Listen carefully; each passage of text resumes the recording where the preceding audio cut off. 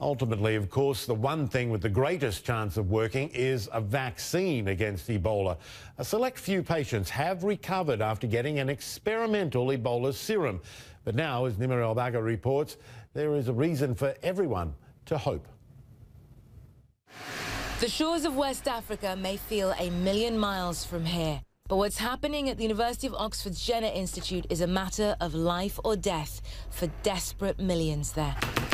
Professor Adrian Hill and his team are at the front lines of the fight against Ebola. Joining them today is their first ever human volunteer, a perfectly healthy British woman willing to take a risk to make a difference.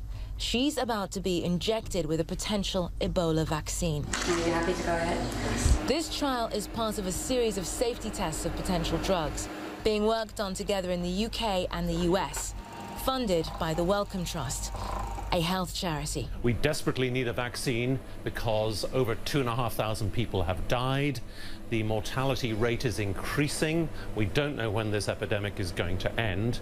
And at the moment, we have no drugs and no vaccines to use. But that's not the only challenge. As well as doing the trials, the vaccine has to be made in large amounts. We only have enough to do a few trials at the moment. What's happening is that at the same time, 10,000 doses of this vaccine are being manufactured.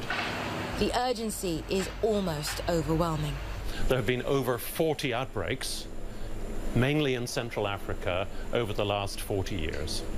All of those died out without vaccination. They were small outbreaks. The mortality was important but limited.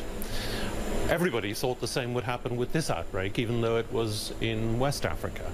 The difference was it happened in cities, probably higher densities of population, and it has spread, and it's spreading. It could be 2 to 3 months before any vaccine is ready to deploy. And to complicate things even further, many in the affected regions are already taking matters into their own hands. The World Health Organization says people are buying the blood of those lucky enough to survive the virus on the black market for illicit transfusions.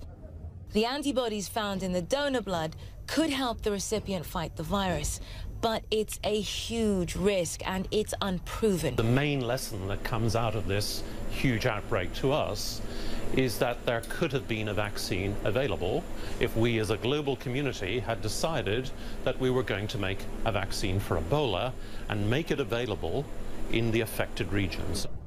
As millions in West Africa fight to survive the deadly outbreak, at least now there could be hope in their future. Nimar El-Baga, CNN, London.